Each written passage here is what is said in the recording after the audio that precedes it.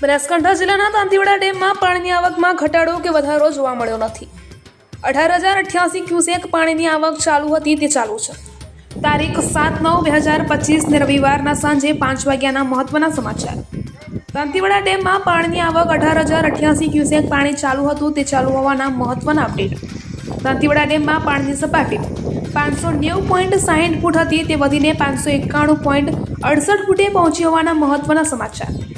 પાણીનો જથ્થો 64.10% હતો તે વધીને 65.68% થયો હોવાના મહત્વના સમાચાર। દાંતીવાડા ડેમની ભયજનક સપાટી 604 ફૂટ જેટલી છે। આ હતા દાંતીવાડા ડેમના આજના 5 વાગ્યાના મહત્વના અપડેટ।